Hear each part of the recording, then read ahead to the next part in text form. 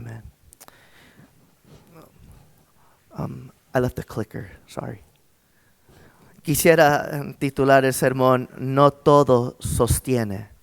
No todo sostiene. ¿Alguna vez te has dado cuenta de que en la cultura hispana el tiempo funciona de manera diferente?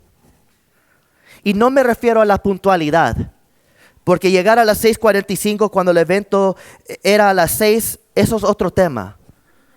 Pero tenemos nuestro propio diccionario. Decimos ahora, pero no siempre significa ya, a veces significa más adelante. Luego está ahorita, que puede significar en este instante, más tarde, o mejor no preguntes, ya sé que tengo que hacer. Y mi favorito, ya voy. No significa que vienes en camino, sino sé que debería estar allí, pero aún no estoy listo y busco las llaves. Para algunos de nosotros, esto ha sido una realidad, es una verdad para muchos. Todos hemos estado allí en algún punto. Pero aquí está el punto. Eso no se queda solo en cómo hablamos, también se refleja en cómo vivimos. Decimos, te llamo, ahí voy a estar, yo me encargo, cuenta conmigo. Y muchas veces lo decimos con toda la intención. No estamos mintiendo. De verdad queremos cumplir.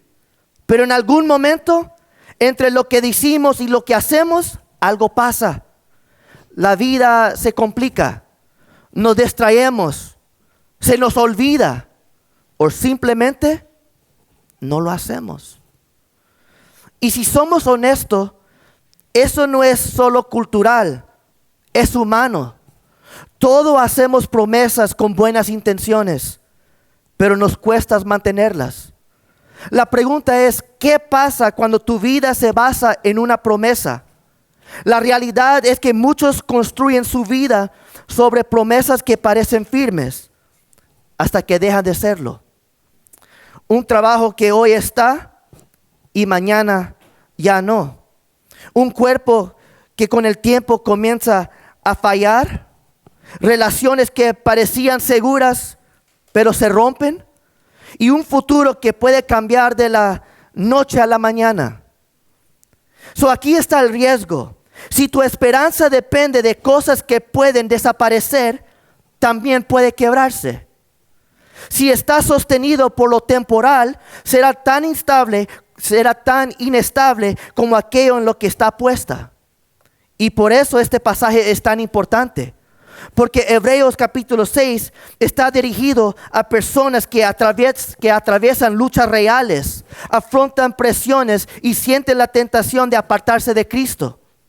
Y el autor hace dos cosas al mismo tiempo.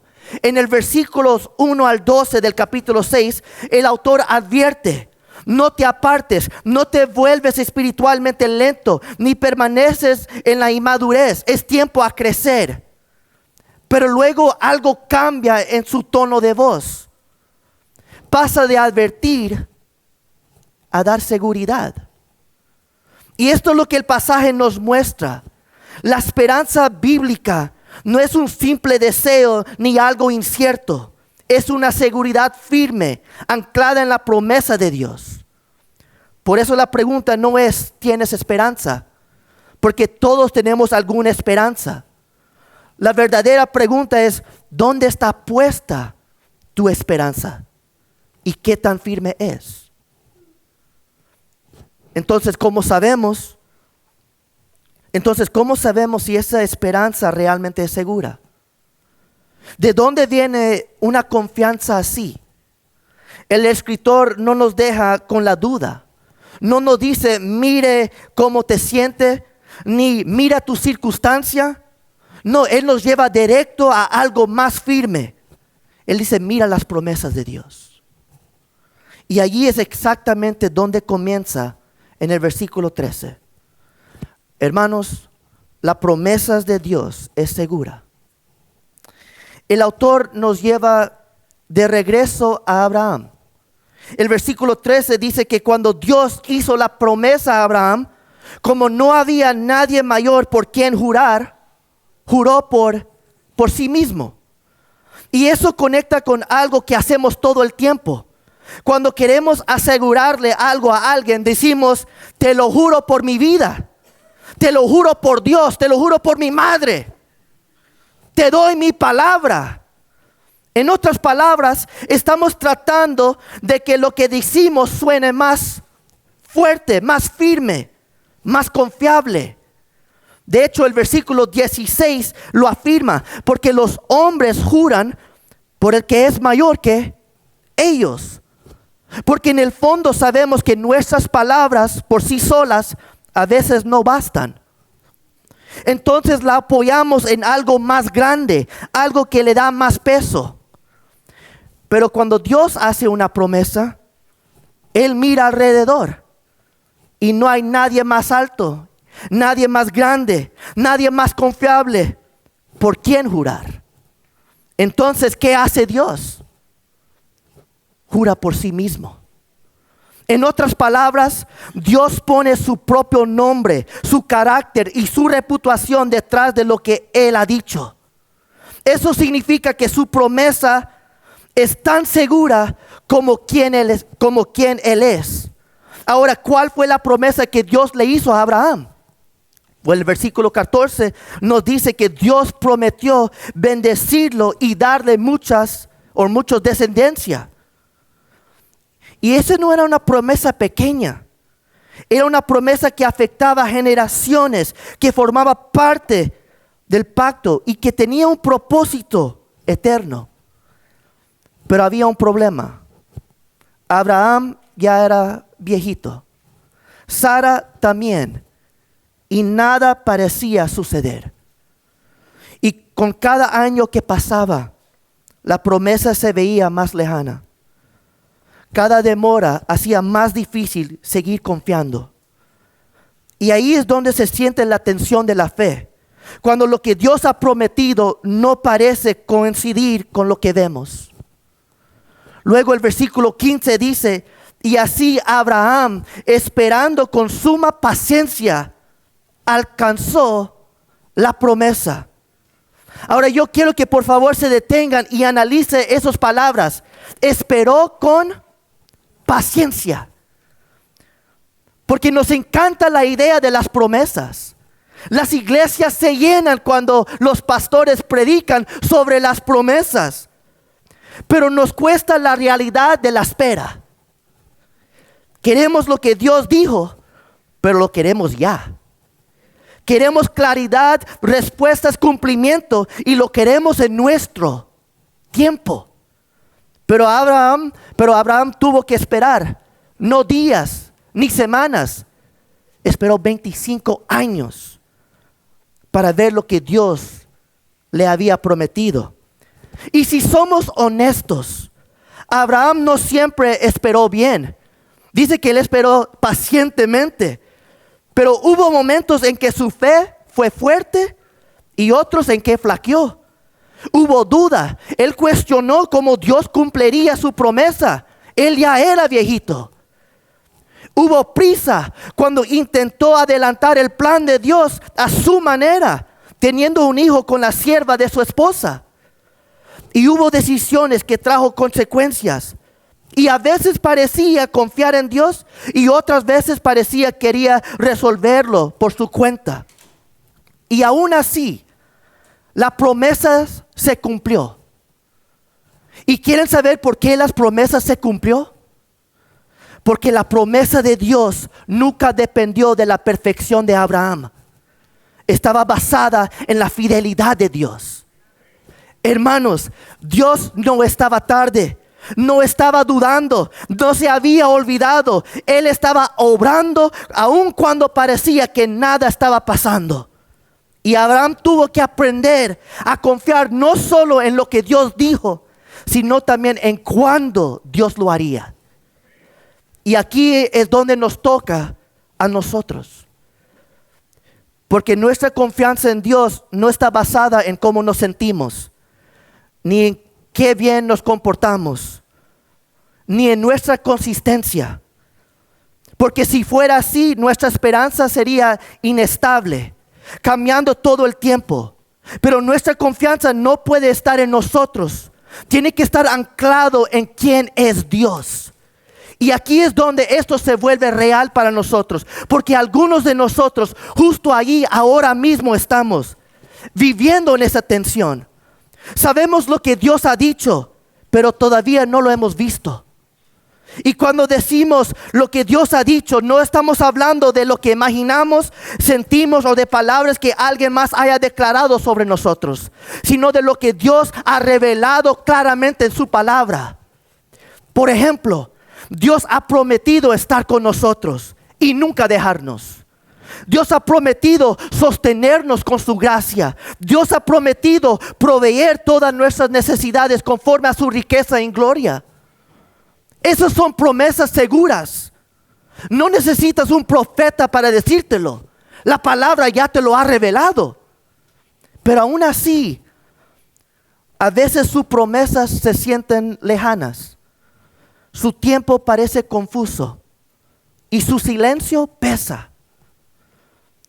Están orando, están esperando y están confiando, pero también luchando con preguntas. Y en esos momentos la tentación es dudar de la fidelidad de Dios. ¿De verdad lo vas a hacer? ¿Cuándo? Señor, tú lo has prometido, pero no te siento, no te veo. Pero Hebreos 6 nos vuelve a enfocar. No dice, y nos está diciendo algo muy importante, porque nos dice, mira, si tú quieres ver mi fidelidad, mira la vida de Abraham. Mira cómo Dios obró en su vida. Mira su fidelidad. Y así como lo hizo con él, Dios lo hará contigo. Lo hará con nosotros. Porque Dios no cambia. Dios no olvida lo que ha prometido. Él siempre cumple su palabra. No en nuestro tiempo, ni según nuestras expectativas, sino en su tiempo perfecto. Y con una fidelidad que nunca falla. Dios es fiel. Y Él siempre cumple su palabra. Por lo cual la promesa de Dios es confirmada. Ahora el autor profundiza un poco más. Porque el versículo 16 dice de nuevo, porque los hombres juran por el que es mayor que ellos. Y para ellos el juramento para confirmación pone fin a todas las controversias. En otras palabras, cuando las personas quieren asegurar algo, recurren a una autoridad superior. Buscan eliminar la duda, aportar claridad y brindar seguridad. ¿Y por qué hacemos esto? Porque las nuestras por sí solas no siempre son confiables. Somos imperfectos. No siempre decimos la verdad. Ni siempre cumplimos lo que prometemos. Por eso en situaciones importantes como en un tribunal es necesario un juramento. Esto ayuda a fortalecer y generar confianza, ya que no siempre aparece de forma natural. Piénsalo así. Si alguien te hace una promesa, esa es una cosa. Pero si lo pone por escrito, lo firma y lo certifica, eso tiene un diferente sentido. Eso tiene un diferente valor. Ahora está confirmado, reforzado y diseñado para eliminar las dudas. Aunque siendo honesto, aún así algunos la rompen. Pueden hacer un contrato y firme con abogado, y eso no para a los humanos a quebrar sus palabras. Pero el versículo 17 continúa diciendo, por esto Dios, queriendo demostrar de modo convincente a los herederos de la promesa la inmutabilidad de su consejo, la garantizó con juramento. Ahora, esa es la idea. Dios no solo dio una promesa, sino que la confirmó con un juramento. No porque su palabra fuera insuficiente, sino porque nuestra confianza muchas veces lo es. Él sabe lo fácil que dudamos, lo rápido que nuestra confianza se debilita cuando las circunstancias cambian y cuando las oraciones parecen no responder y pasa el tiempo, nuestro corazón empieza a cuestionar. Nosotros dudamos de Dios y hablamos tal como es. Cada persona aquí ha dudado en algún momento. Ahora, alguien podría preguntar, pero Nelson, ¿no dijo Jesús que no juremos? Sí, es cierto. Jesús dijo, o Jesús enseñó que nuestro sí debe ser un ¿qué? Y nuestro no, un no. ¿Y por qué? Porque una vida de integridad no necesita juramento. Cuando tú dices algo, lo debes de ¿qué? De cumplir. Entonces, ¿por qué Dios sí lo hace? Amigos, porque cuando Dios hace un juramento, no lo hace porque su palabra sea débil, sino porque nuestra fe lo es. Y Él no está compensando una falta de verdad en su carácter. Está afirmando nuestra seguridad en sus promesas. Y en su gracia, Dios no nos deja ahí. No solo nos da una promesa, sino también un juramento para darnos una seguridad más firme y profunda. Quiso dejarlo completamente claro. Él no quiere que ninguna persona dude en su palabra. Si hay alguien que está dudando en esta mañana, solo sepa que el Señor te lo promete y Él no miente. Él no puede quebrar su palabra y Él hace un juramento para asegurarte a ti y a mí. No tenía que hacerlo. Su palabra es suficiente. Pero aún así decidió reforzar su promesa por nuestro bien. Esa es la bondad de Dios. Esa es la paciencia de Dios con su pueblo. Y observe por qué lo hace. Porque me gusta como lo dice la Nueva Traducción Viviente. Dice el versículo 17, para que los que recibirán la promesa pudieran estar totalmente seguros de que Él jamás cambiará de parecer. En otras palabras, Dios no solo está haciendo una promesa, sino que también está revelando quién es Él. Sus propósitos no cambian, sus planes no cambian. Él no está reaccionando ni ajustando. Lo que Él ha dicho, lo hará. Él cumple lo que siempre dice. Y el versículo 18 lo lleva aún más lejos. Es imposible que Dios mienta. No difícil, no raro, imposible.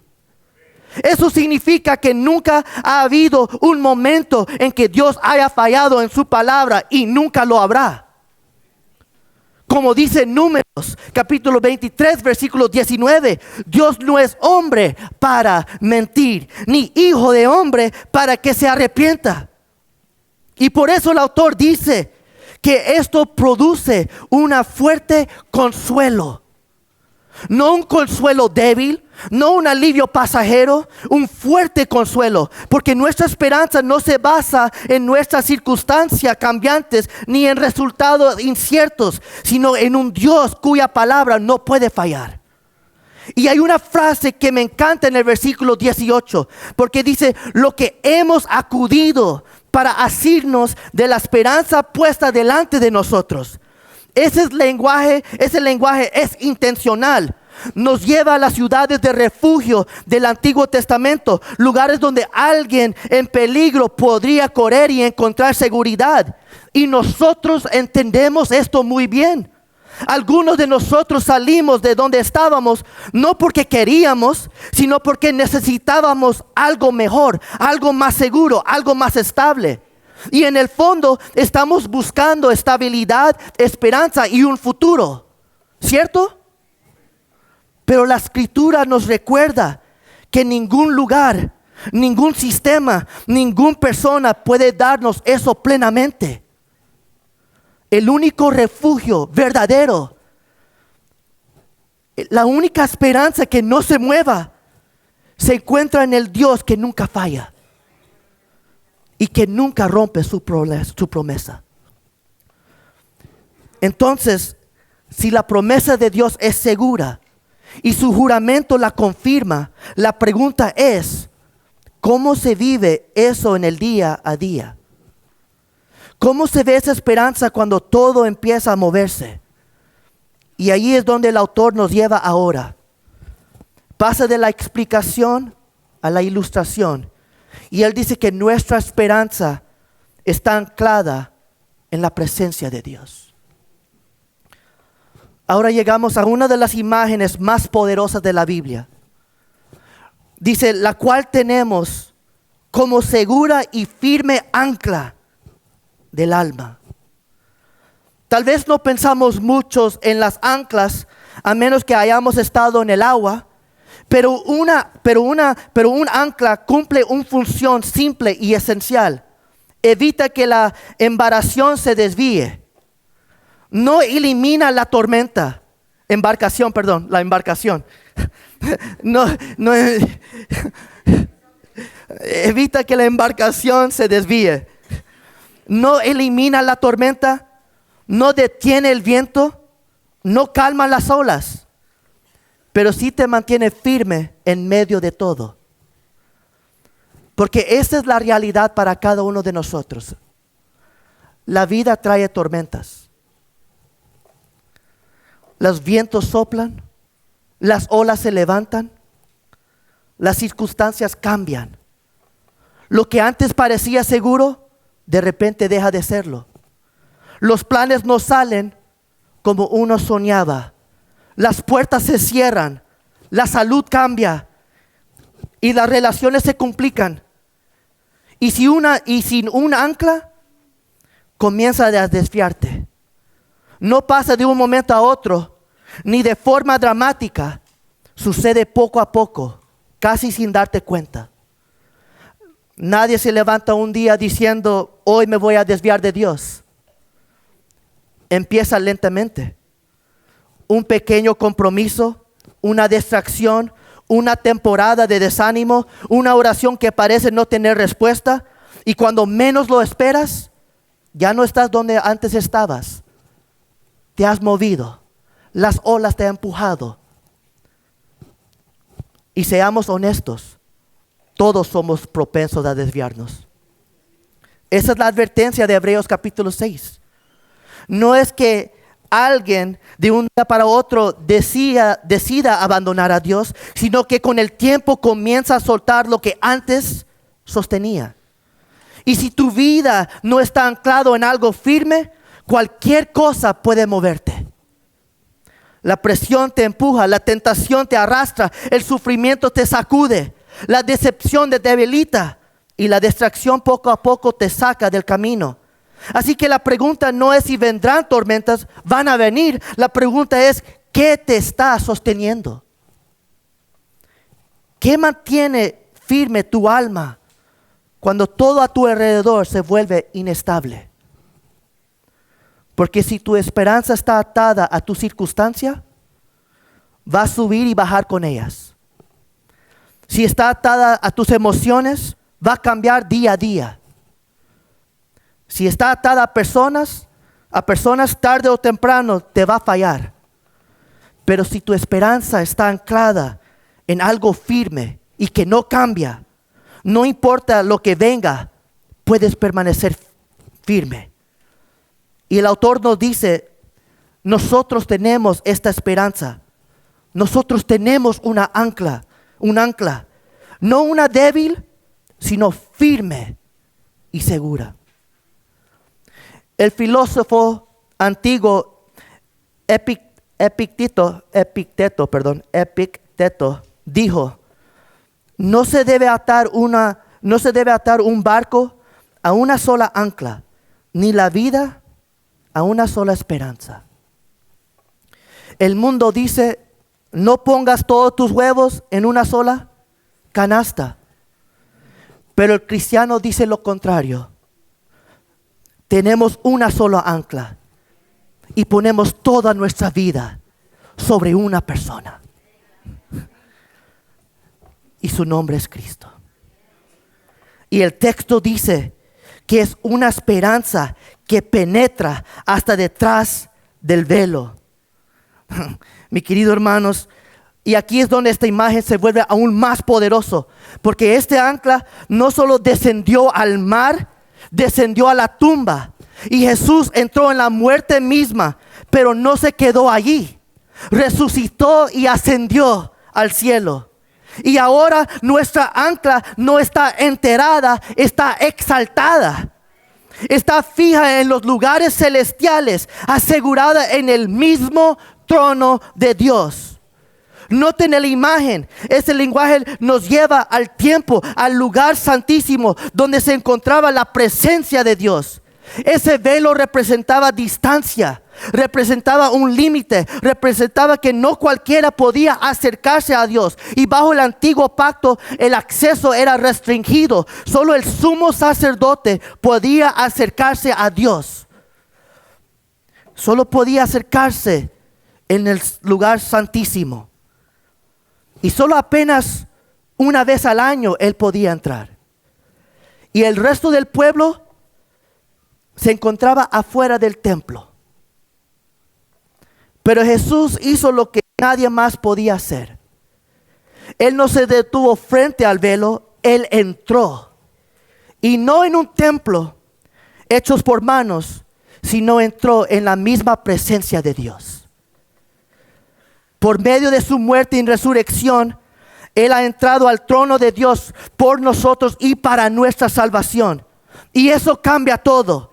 Porque ahora nuestra esperanza no está atrapada en este mundo inestable. No depende de lo que pasa aquí abajo. Está anclado arriba en la presencia de Dios. Así que cuando la vida se sacude, cuando todo parece incierto, cuando nuestra esperanza no se rompe, nuestra esperanza no se rompe, permanece firme. Y permanece firme porque está conectado a algo que no cambia. Algo que no falla y no se mueve jamás. Nuestra esperanza está anclada en Cristo Jesús, que está en el cielo, en la presencia de su Padre. Ahora todo comienza a tomar sentido, porque en el versículo 20 dice, donde entró Jesús por nosotros como precursor. Un precursor es alguien que va adelante para preparar el camino. Alguien que entra primero para que otros puedan seguir. Y aquí está la idea. Jesús no solo nos mostró el camino, Él fue delante de nosotros. No solo apuntó hacia la presencia de Dios, Él entró en ella, Él abrió el camino y Él asegura nuestro acceso a la presencia de Dios. Y no de forma temporal, sino para siempre. Porque Él es el camino, la verdad y la vida. Y todo que se le sigue a Él estará donde Él está. Porque Él es el sumo sacerdote para siempre. Recuerda lo que Hebreos nos ha estado enseñando. Jesús no es como los sacerdotes terrenales. Ellos estaban de pie cada día ofreciendo sacrificios una y otra vez, año tras año. Su obra nunca terminaba. El sacrificio nunca era suficiente. Pero Jesús no es como ellos. Jesús se ofreció a sí mismo una sola vez y fue suficiente el sacrificio. Suficiente para satisfacer por completo la injusticia, la justicia de Dios. Suficiente para cubrir todos nuestros pecados, pasados, presentes y futuros. Suficiente para abrir el camino, no parcial ni condicional, sino de manera completa. Y cuando Él dijo, consumado es, lo dijo en serio. Nada más necesita añadirse y nada más necesita hacerse. La barrera fue quitada, el velo fue rasgado y el camino quedó abierto. Y por medio de Él, ahora tenemos acceso pleno, permanente e interrumpido al Padre. No hay nadie que te puede parar a ti y a mí entrar en la presencia de Dios. Por medio de Cristo Jesús. Y no pierdes esto. Él no entró y nos dejó atrás. Él entró por nosotros. Él nos representa. Y Él intercede por nosotros. Él está en la presencia de Dios como nuestro sumo sacerdote. No por un momento, sino para siempre. Eso significa que nuestra esperanza no es frágil. Es sostenida continuamente por alguien que ya está allí. Así que nuestra esperanza no descansa solo en una promesa. Nuestra esperanza descansa en una persona.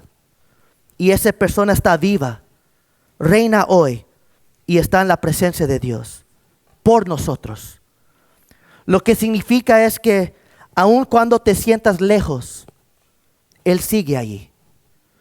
Cuando te sientes débil, Él sigue sosteniéndote. Y cuando sientes que tu fe está fallando, Él permanece fiel. Ahora aquí está la pregunta con la que tienes que enfrentarte. ¿A qué está realmente anclado tu esperanza? No a lo que dices el domingo, no a lo que publicas en redes sociales o en WhatsApp, no a lo que intentes hacer. ¿Qué es lo que en verdad sostiene tu vida hoy? Porque aquello en lo que confías, tarde o temprano será puesto a prueba. Y cuando llegue ese momento, cuando las cosas no salgan como esperabas, cuando las oraciones parezcan no tener respuesta, cuando la vida se vuelve incierta, vas a descubrir rápidamente dónde estaba realmente tu esperanza. Y puede que algunos están ahí ahora mismo. Y si eres honesto, eso a lo que te has aferrado no te está sosteniendo. Por eso este pasaje es tan importante. Porque no te dirige hacia ti mismo. Y no te dice que te esfuerces más, ni que te agarres con más fuerza. Te apunta a algo y a alguien mucho más firme. Mucho más firme que usted. Mucho más firme que el mundo puede ofrecernos. Amigos, nuestra esperanza debe estar firme en el Dios que no miente, en la promesa que no cambia y en un Salvador que ya está en la presencia de Dios por nosotros. Así que deje de poner tu esperanza en lo que se rompe. Deje de anclar tu vida a lo que se mueve. Hoy es el momento a correr a Cristo, a confiar en Cristo y a aferrarte a Él. Y si nunca has confiado en Cristo, esta es la esperanza que tienes hoy. Corre a Él, aférrate a Él y Él te sostendrá. Él no te va a fallar. Y cuando sientes que apenas te estás sosteniendo, recuerda esto. Tú no estás sosteniendo a Jesús. Jesús te está sosteniendo a ti. Por lo cual, ¿dónde está tu ancla hoy? Voy a pedir que incline su rostro.